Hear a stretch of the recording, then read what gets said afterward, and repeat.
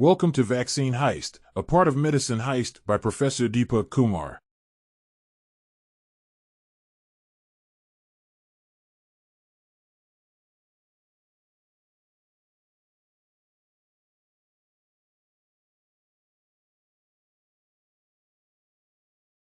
Hello, my esteemed colleagues in medicine and healthcare. It's Dr. Deepak Kumar here, and I'm thrilled to introduce you to a revolutionary concept, medicine heist. Now, before you panic or think I've gone rogue like the Money Heist gang, let me assure you, this is all for a good cause. Inspired by the thrilling series Money Heist, the idea here is not to steal, but to seize knowledge strategically and cleverly, so we can empower the medical community. Yes, the same cleverness and meticulous planning that made Money Heist a hit is now being applied to something that truly matters: healthcare education. And the vaccine heist? That's the first mission of this grand heist, a comprehensive, direct, and accessible guide on vaccines. You'll notice it's designed with a laser focus on clarity and practicality. Whether you're a frontline healthcare worker, a student preparing for exams, or a practitioner ensuring the best patient care, this is your go-to resource for all things about immunization. Why call it a heist? Because we're taking medical knowledge, often locked behind jargon and complexity, and delivering it in a way that everyone can use. It's bold, it's impactful, and yes, it's a little cheeky. After all, if knowledge is power, why not make the process of gaining it a bit exhilarating? So, my friends, join me on this journey to democratize healthcare information. Together, let's rewrite the script for accessible and impactful medical education. Let the heist begin. Now, allow me to step into the role of the professor. No, I'm not donning a red jumpsuit or orchestrating a dramatic bank takeover. Let me tell you a little about myself. I'm a passionate educator, deeply committed to empowering medical students and healthcare professionals. Having been trained by some of the finest minds in medicine, I've always believed that knowledge becomes powerful when it's shared. And through initiatives like my book, Doctor's Assistant, your partner in clinical practice and now Medicine Heist, I aim to do just that: bridge the gap between complex medical information and practical, actionable knowledge. This initiative isn't just about what I bring to the table. It's also about what you bring. Whether it's questions about clinical practice, study guidance, or even navigating the evolving landscape of healthcare, this is a space for dialogue and collaboration. My role is to equip you with the tools and insights to excel, but more importantly, to foster a community that grows together. I firmly believe that every interaction, whether in a hospital ward, a lecture hall, or even here, is an opportunity for growth. Medicine is a journey of continuous learning, and together we're going to make that journey exciting, impactful, and maybe just a little bit mischievous, because that's the spirit of the heist. So, as your friendly professor, I invite you to join this mission. Together, we'll unlock the mysteries of medicine, one concept at a time. Let's make it happen.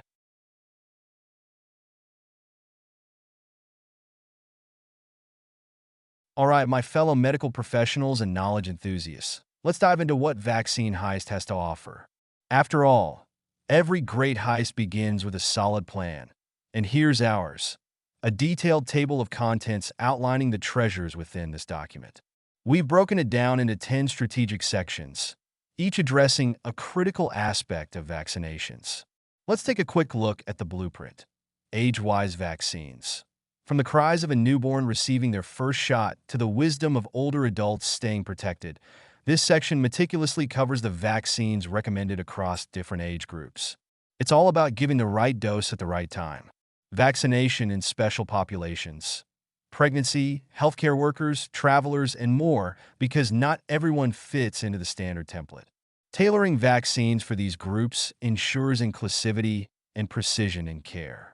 Vaccines for medical conditions: diabetes, chronic kidney disease, respiratory illnesses, you name it. This section aligns vaccinations with underlying health conditions to reduce risks and enhance protection. Vaccines in immunosuppressed conditions: when the immune system needs extra reinforcement, This section ensures you know exactly how to provide it. Destination-specific vaccines. Planning to travel?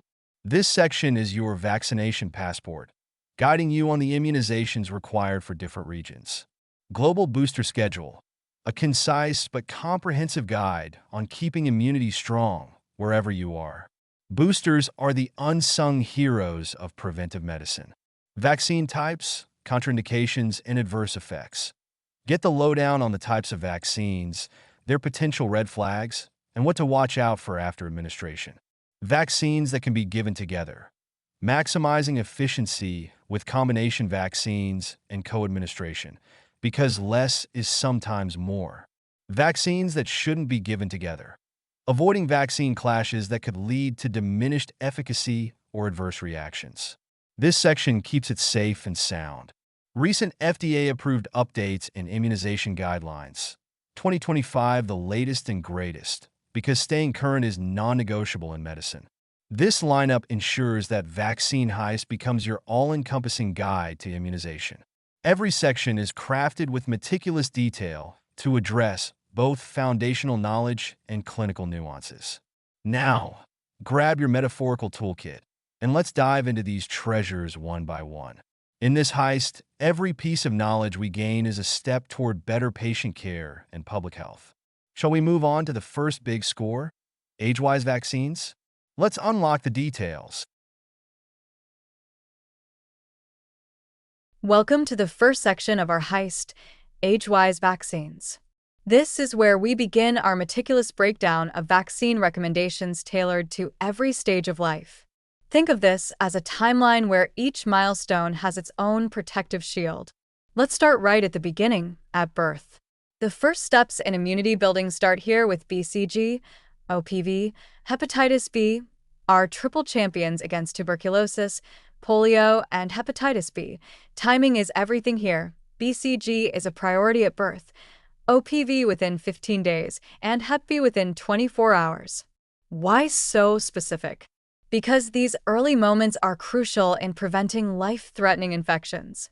Fast forward to 6, 10, and 14 weeks, and you'll meet the pentavalent vaccine, our one-shot wonder that tackles 5 diseases at once: diphtheria, pertussis, tetanus, HIV, and hepatitis B. Add OPV and rotavirus to the mix, and you've got a robust shield against some of the deadliest childhood diseases. At 9 months, it's time for measles, rubella, MR, and vitamin A. These aren't just vaccines, they're developmental guardians, protecting vision, boosting immunity, and keeping those childhood milestones on track. Then, we move to 16 to 24 months, the booster phase. Think of it as giving your immunity a turbo boost with DPT, MR, and vitamin A. And yes, if you're in an endemic area, JE vaccine joins the squad. For older kids, 5 to 6 years and 10 years, we keep the momentum going with DPT boosters and tetanus updates. By the time they hit adolescence, we introduce the HPV vaccine, a game-changer for cervical cancer prevention. Now, here's where it gets even more interesting: adults and the elderly. From influenza and pneumococcal vaccines for those above 50, to shingles prevention for the 60-plus crowd, and hepatitis B throughout adulthood, this timeline ensures that immunity isn't just for the young. And let's not forget the catch-up plans for those who missed earlier doses. Vaccines like Tdap and MMR play vital roles here, ensuring nobody is left vulnerable. Every age group has its own unique set of challenges, and this section tackles them head-on. It's about timing, precision, and making sure immunity grows with you. And in case you're wondering, yes, we've included details on brands available in India and the special notes for each vaccine because practical knowledge matters. So, my colleagues, this age-wise breakdown ensures that no one slips through the cracks. It's an immunization roadmap for life. Ready for the next big score? Vaccination in special populations? Let's make sure everyone gets the protection they deserve.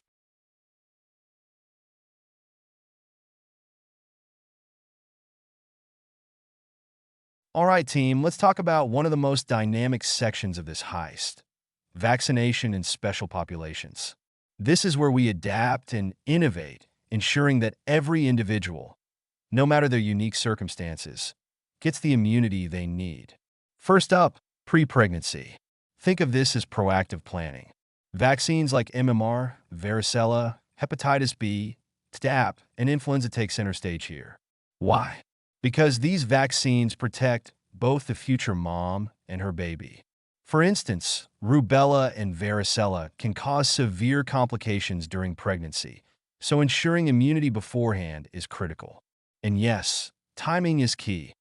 MMR and varicella should be administered at least a month before conception. Next, during pregnancy, it's all about balancing safety and protection. Tetanus toxoid TT, Tdap, hepatitis B, and influenza are the key players here. Tdap, for example, not only safeguards the mother, but also provides passive immunity to the newborn against pertussis, a win-win situation. Timing, again, is crucial. Tdap between 27 and 36 weeks ensures optimal coverage for the baby. Now, let's step into the shoes of healthcare workers. This group is exposed to infectious diseases daily, making vaccination a non-negotiable. Hepatitis B, Tdap, and influenza are must-haves here, creating a barrier of protection for both the workers and their patients. For travelers, this section is your guidebook to staying safe while exploring the world. Hepatitis A, typhoid, Japanese encephalitis, JE, and rabies vaccines are tailored based on destination-specific risks.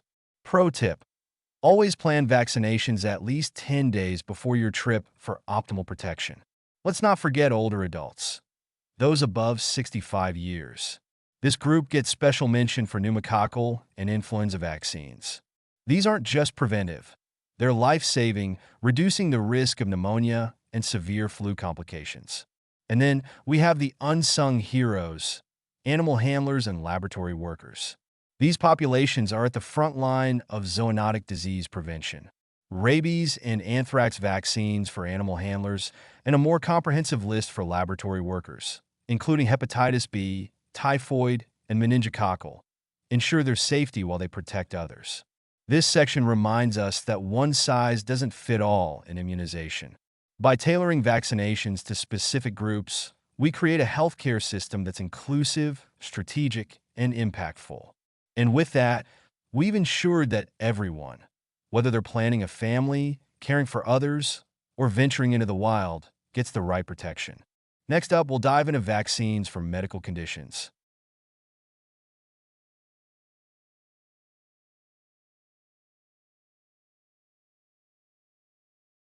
Now, let's unravel another crucial piece of our vaccine heist: vaccines for medical conditions.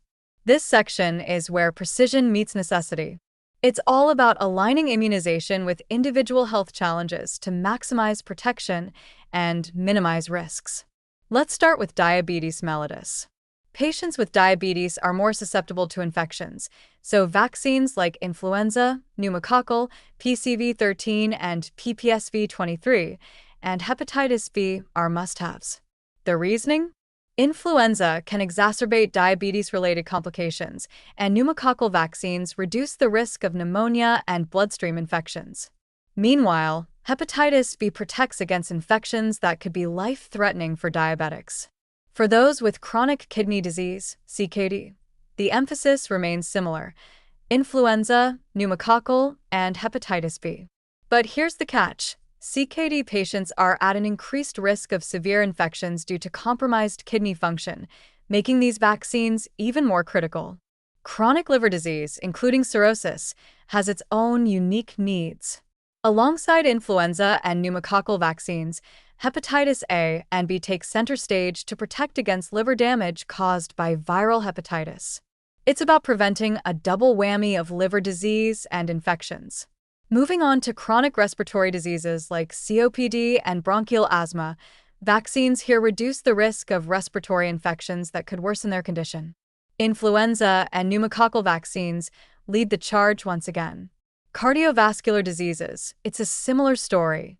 The risk of infections that could exacerbate heart conditions is high, so influenza and pneumococcal vaccines become vital allies.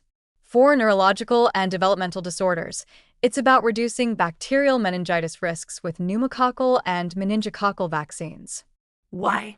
because compromised neurological health can make recovery from infections significantly harder. Patients with splenectomy, or functional asplenia, require extra care. The spleen plays a critical role in fighting infections, so pneumococcal, meningococcal, and HIV vaccines step in to fill the gap. In congenital or acquired immunodeficiencies, vaccination is both a shield and a strategy. Vaccines like influenza, pneumococcal, and HIV help offset immunodeficiency risks, ensuring the body has some degree of prepared defense. For hemoglobinopathies like sickle cell disease and thalassemia, and conditions like malnutrition, these vaccines prevent infections that could worsen these already challenging conditions. Influenza, pneumococcal, and even MMR play significant roles. Lastly, let's talk about hepatitis B positive mothers and post-exposure prophylaxis for rabies. For newborns born to hepatitis B positive mothers, a combo of Hep B vaccine and HBIG ensures immediate protection. And in rabies exposure, rabies vaccine and rabies immunoglobulin, RIG, are life-saving interventions. This section is a testament to the adaptability of immunization. It's about understanding the unique challenges each condition brings and crafting a vaccination strategy that strengthens the patient's defense mechanisms. And with that, we're ready to move to the next strategic checkpoint: vaccines in immunosuppressed conditions. Let's see how we provide armor for those with compromised immunity.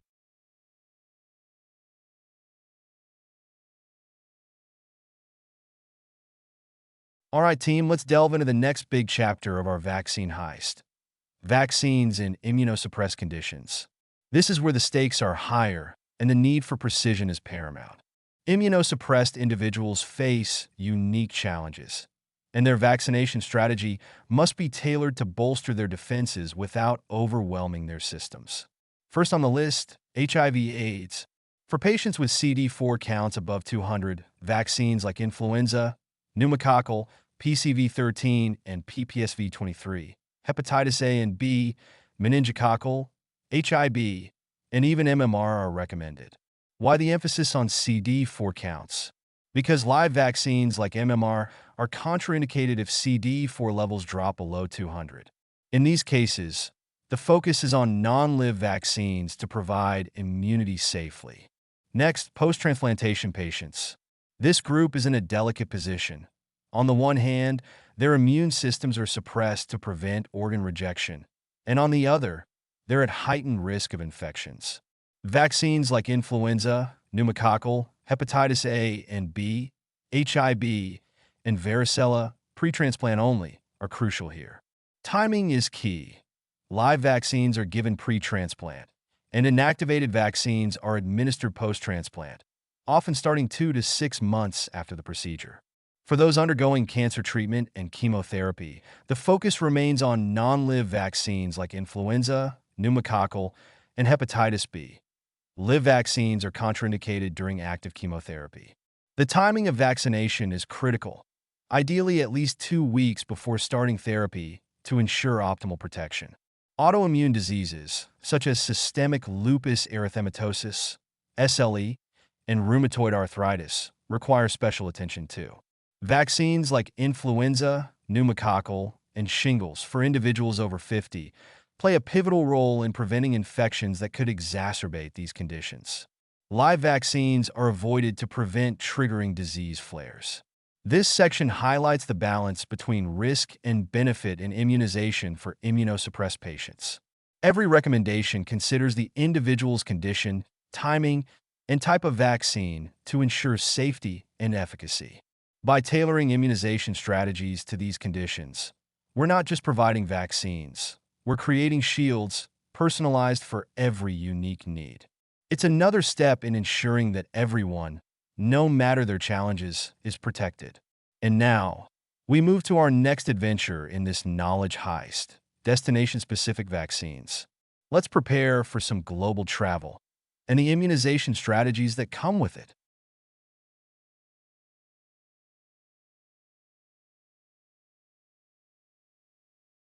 All right, my globetrotting colleagues, welcome to the next chapter of our vaccine heist: destination-specific vaccines. This is where immunization meets geography, because where you're headed determines the vaccines you'll need. First, let's talk about sub-Saharan Africa. It's no secret that this region comes with its unique set of challenges. Yellow fever tops the list, as it's mandatory for entry into many countries. Add typhoid, hepatitis A, meningococcal, and malaria prophylaxis to the mix, and you've got a comprehensive strategy to combat the major risks of travel here. Pro tip: plan for your vaccines at least 10 days before your trip to ensure full immunity. Moving to South Asia, including India and Nepal, the focus shifts slightly. Hepatitis A, typhoid, cholera, Japanese encephalitis, JE, and rabies are the big players here. Cholera and JE, in particular, are critical for rural or agricultural areas. And don't forget rabies if your itinerary includes a lot of outdoor exploration. Heading further east to Southeast Asia, Thailand and Vietnam, JE and rabies remain key, along with hepatitis A and typhoid. Travelers here need to be prepared for potential exposure to waterborne diseases and zoonotic infections. Next up, South America. Yellow fever is the highlight again, particularly in countries like Brazil. Pair it with hepatitis A and typhoid, and you're ready to explore the Amazon without fear of vaccine-preventable diseases. Let's not overlook the Middle East, where meningococcal vaccines are mandatory for Hajj pilgrims. Add hepatitis A and typhoid if you're planning to explore beyond the urban areas. Vaccines here are about crowd safety and foodborne illness prevention.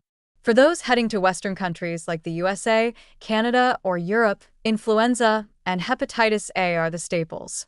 These destinations may not demand exotic vaccines, but protecting against flu is critical, especially during the peak seasons. For adventurers bound for Australia and New Zealand, influenza and hepatitis A make the list. Simple but effective protection against common risks. Special shout out to polar regions and Pacific Islands. Hepatitis A and typhoid remain relevant even in the remotest corners of the world. And, of course, yellow fever risk zones require proof of vaccination for entry. Each destination has its own unique risks, and this section ensures you're prepared for all of them. Whether it's an African safari, a trek through Southeast Asia, or a peaceful retreat in the Arctic, these vaccines are your passport to a safe journey. Travel doesn't just broaden the mind, it requires a robust immune system too. This section ensures that every journey is a safe one, with no medical surprises along the way. And now, let's move to the next crucial checkpoint: global booster schedules. Immunity isn't a one-and-done deal, it's a commitment. Let's see how we keep it strong over time.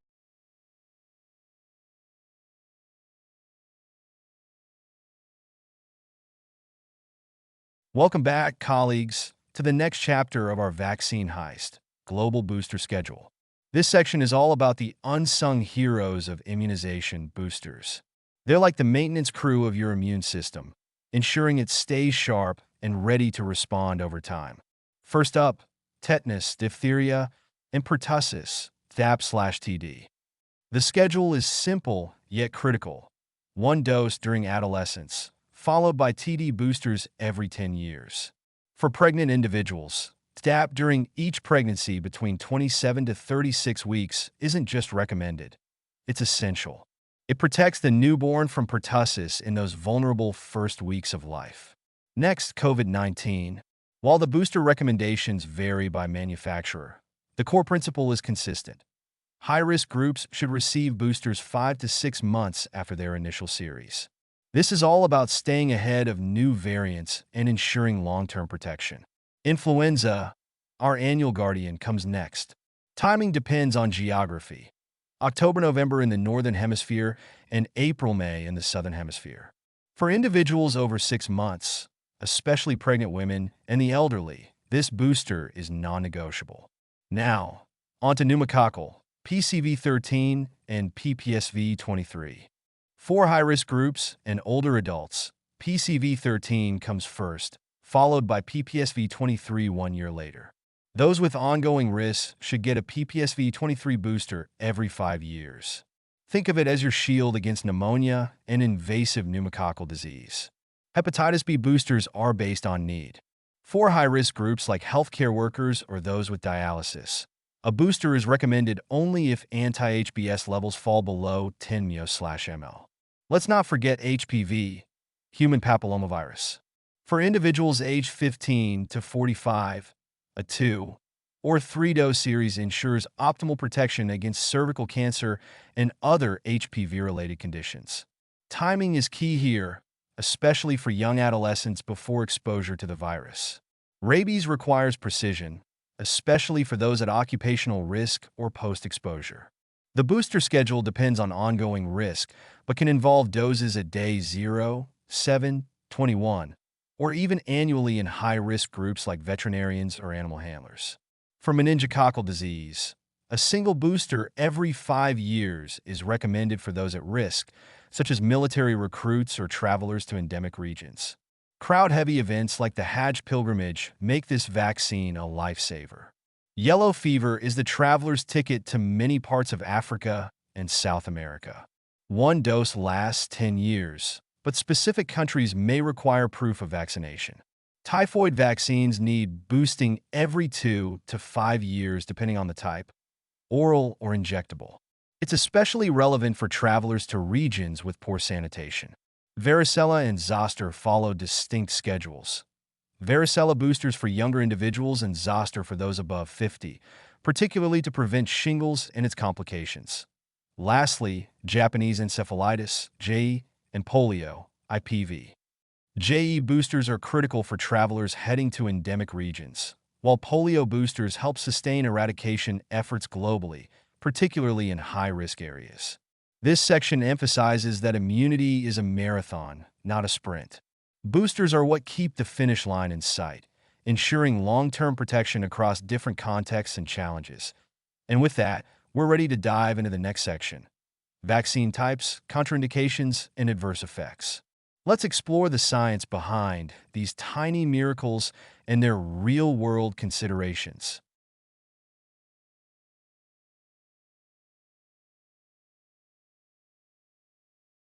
Welcome back, my fellow vaccine warriors, to one of the most fascinating parts of our vaccine heist: vaccine types, contraindications, and adverse effects. This is where we peek under the hood to understand how these marvels of medical science work, when to use them, and when to hold back. Let's dive in. Firstly, let's talk about live-attenuated vaccines. These are the daredevils of the vaccine world. They contain weakened versions of the virus or bacteria, enough to train your immune system without causing disease. Classic examples include MMR, measles, mumps, rubella, varicella, yellow fever, BCG, and the oral polio vaccine, OPV. However, daredevils need caution. These vaccines are not for everyone. For instance, if your patient has a suppressed immune system due to chemotherapy or HIV/AIDS with low CD4 counts, or if they're pregnant, live-attenuated vaccines are off the table. While most recipients tolerate them well, you might occasionally see mild fever, a rash, or injection site reactions.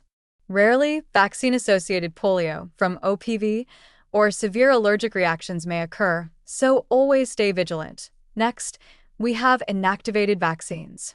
These are the calm, responsible ones. They use killed or inactivated forms of viruses or bacteria to stimulate immunity. Think of rabies, polio, IPV, hepatitis A, and Japanese encephalitis vaccines. Because these vaccines don't replicate in the body, they're generally safer for immunosuppressed individuals. That said, they still have their limitations. Severe allergic reactions to a prior dose or vaccine component mean you'll need to pause. Adverse effects tend to be mild, pain and redness at the injection site, or maybe a slight fever. Anaphylaxis is very rare, but not impossible. Moving on, let's explore subunit, recombinant, polysaccharide, and conjugate vaccines. These are the high-tech innovators in the vaccine lineup, containing only specific parts of the pathogen, such as its protein or sugar coat. Examples include the hepatitis B vaccine, HPV vaccine, pneumococcal vaccine, and shingles, Shingrix. These vaccines are a lifesaver for many, but if someone has a severe allergy to any of their components, it's a no-go. Shingrix, for instance, should not be administered during an active shingles infection. Adverse effects? They're usually mild. Fatigue, headache, and muscle pain are common, but severe allergic reactions are very rare. Now, let's look at toxoid vaccines. These focus on neutralizing bacterial toxins rather than the bacteria themselves.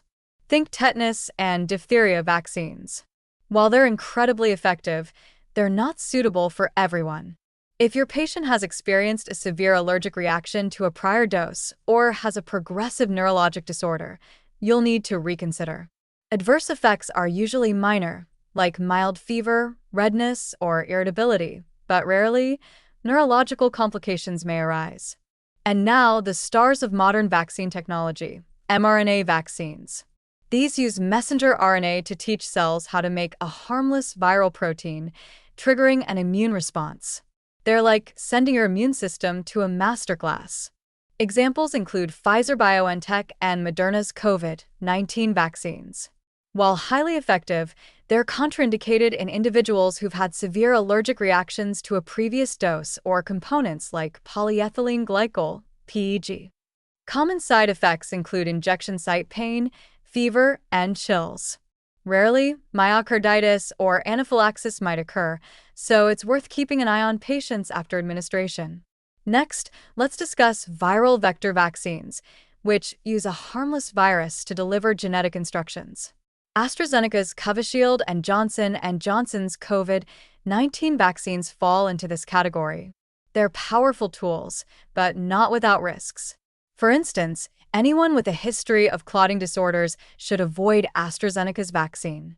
Side effects typically include fever and fatigue, with very rare cases of thrombosis with thrombocytopenia syndrome, TDS.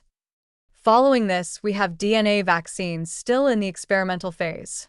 These use DNA to instruct cells to produce an immune response and are being trialed for diseases like COVID-19 and cancer. While their potential is enormous, we're still waiting for more data to fully understand their contraindications and adverse effects. Let's not forget combination vaccines. These multitaskers reduce the number of shots needed while still providing full protection.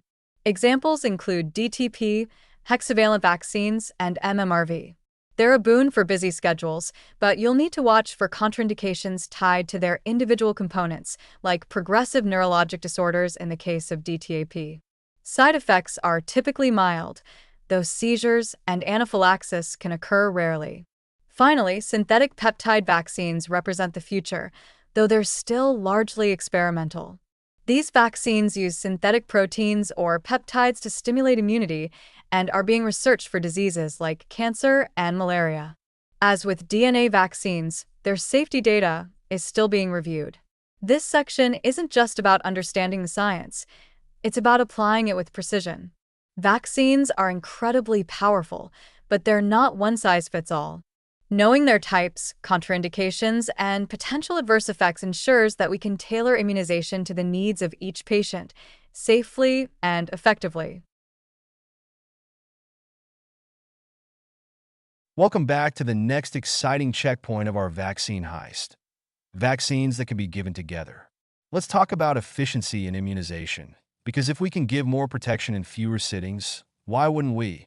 Firstly, let's consider the classic duo of MMR and varicella. These can be given either as separate injections or as a combined vaccine, MMRV. It's like getting two superheroes in one team. Less hassle, same effectiveness. Then we have the hepatitis A and hepatitis B combo.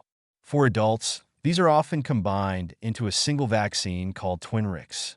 It's perfect for those needing immunity against both infections with minimal pricks.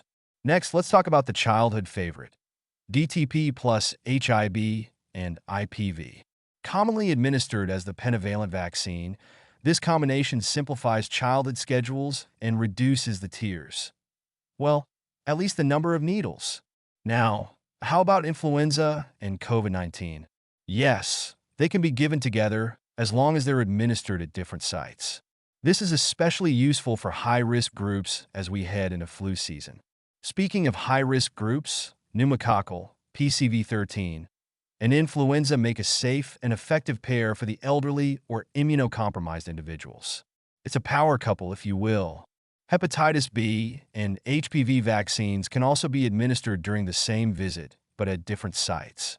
This is a great option for catch-up vaccinations, especially for adolescents and young adults. For those exposed to bites or injuries, rabies and tetanus vaccines are often given together as a life-saving duo. Lastly, let's not forget cholera and typhoid. Oral cholera vaccines and injectable typhoid vaccines can be given simultaneously without any interference. Talk about teamwork. Combining these vaccines doesn't just save time, it also improves compliance and convenience. But just as some vaccines work well together, others can clash. Let's explore vaccines that shouldn't be given together next.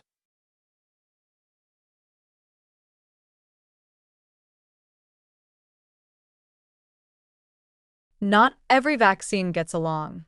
Just as some combinations thrive, others don't mix well.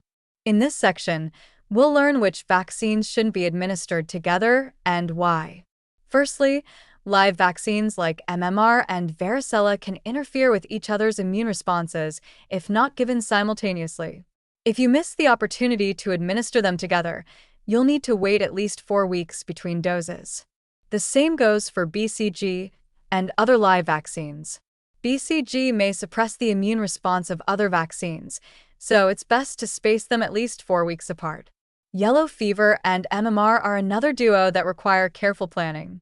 If they're not given on the same day, a minimum of 4 weeks is necessary to avoid immune interference. Then we have cholera and rotavirus. Both are live oral vaccines. Administering them together could reduce their efficacy, so a gap of at least 2 weeks is recommended. Finally, COVID-19 vaccines, during the early stages of their rollout, were advised to be spaced from other vaccines. Updated guidelines now allow co-administration, but always follow the most current local recommendations. Timing is everything here. Knowing what shouldn't be given together helps us avoid immune interference and ensures every vaccine delivers its full potential. Now, let's move to the final section, recent FDA-approved updates and immunization guidelines, 2025.